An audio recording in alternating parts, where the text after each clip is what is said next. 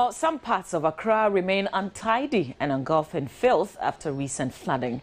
Joy News drove around the capital and observed that heaps of refuse continue to choke drains.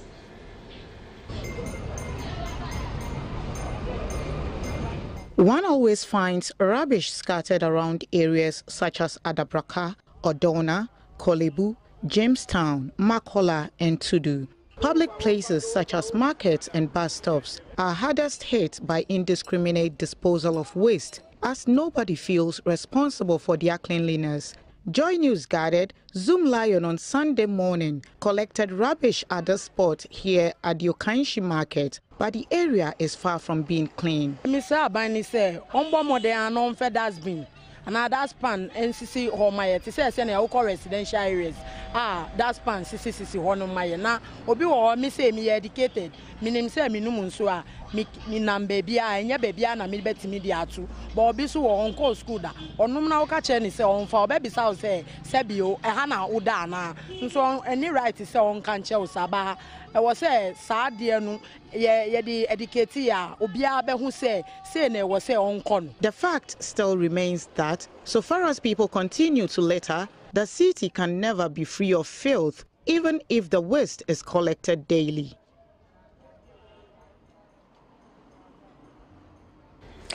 Police in Dansoman have begun investigation into a case of attempted child theft after a 35-year-old woman was apprehended by residents. The residents at Big Base near Dansoman last stop arrested the woman who was alleged to be luring a 3-year-old child from her parents' house. The residents said the woman had gone to the home of the 3-year-old girl and taken her out while her mother was out buying porridge. The woman raised an alarm and neighbors who came to her aid were able to trace the suspected child thief to a hideout which was miles from where she had picked the child.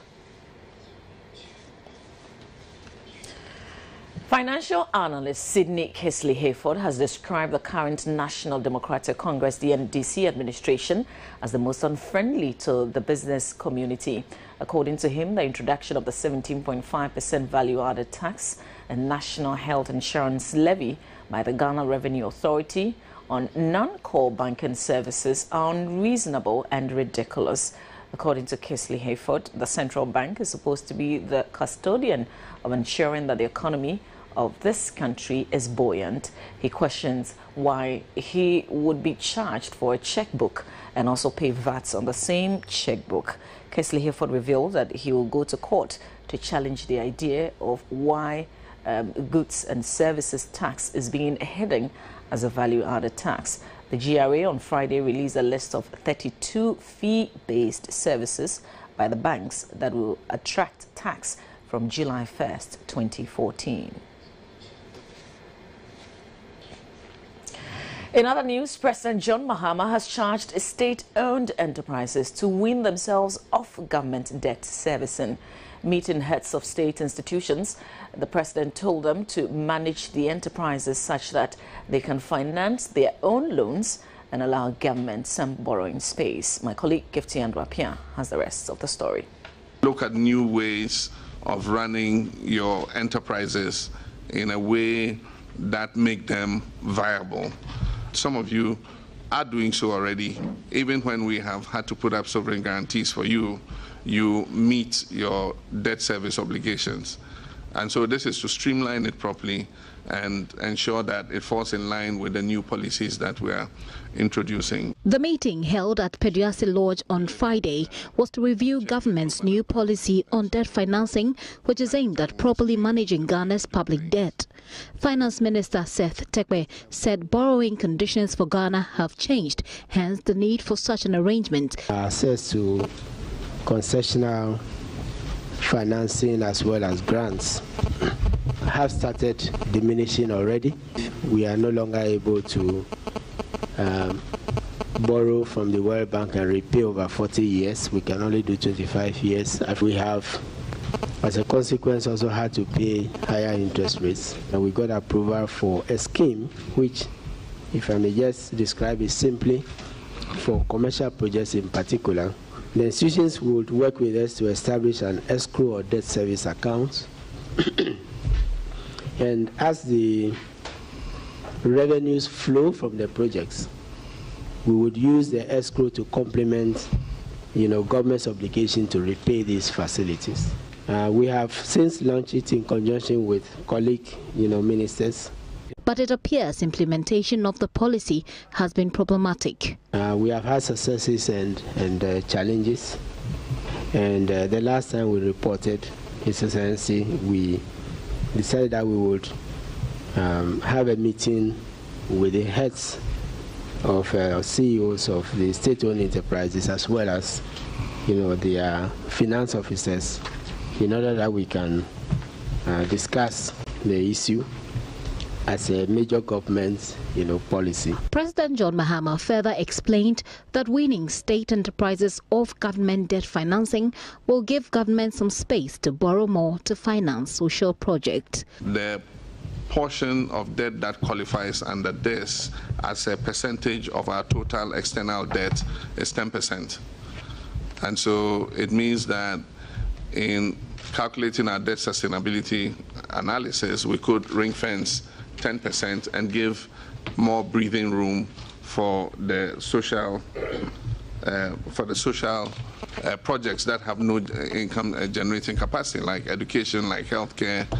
I mean, even in healthcare, we structure it properly. There are some aspects of healthcare that have the capacity to generate revenue to pay off some of the credits that we take.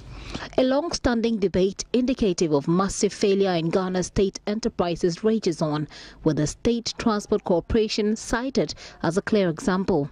Currently, Cocoa Board, Ghana National Petroleum Corporation, Ghana Ports and Harbours Authority and the Ghana Airport Authority are at the top of state enterprises who have the ability to borrow on their own balance sheet. Kiftiando Apia, Joho News, Pediasi Lodge.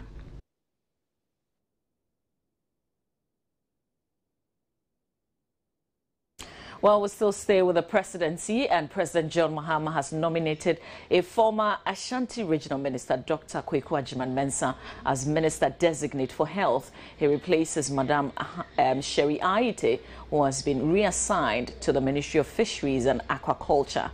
Akwesi Oponfosu, Minister for Local Government and Rural Development, has been reassigned to the Ministry of Environment, Science and Technology and Innovation. Also reassigned is the Minister for Roads and Highways, Alhaji Amin Amidu Suleimani, who is now the Minister for the Upper West Region. President Mahama has, as part of the ongoing changes in his administration, also nominated Ni Osamels, a former president of the Ghana Bar Association, as Minister Designate for Lands and Natural Resources, and James Zuga Tiga, currently with Ghana's permanent mission to the UN, as Minister Designate for the Upper East Region.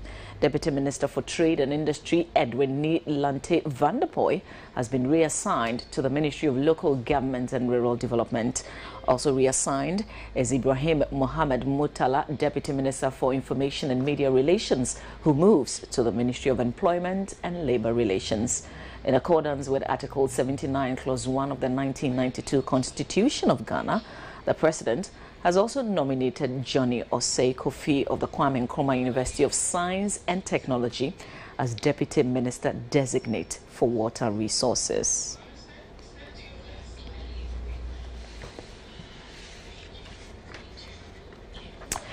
Elsewhere, the Environmental Protection Agency, the EPA, has warned of imminent environmental and health effects due to the level of misapplication and unsafe methods in the use of pesticides by farmers. The EPA, however, acknowledges that one of the rudiments available to boost commercial agricultural production in Africa is to substantially increase the volume of pesticides application, but says this must be done with care. Deputy Director of the EPA, Joseph Edmond, pointed out that absorption through the skin is the most common route of poisoning for agricultural workers. He urged the public, especially farmers, to always look out for original agrochemical products because fake pesticides may pose greater danger to humans and the environment as they are not evaluated as required by law. It is estimated that more than 50% of global agricultural production, largely in Africa, is lost before or after harvest due to cumulative effects of disease, pest attacks, and weeds.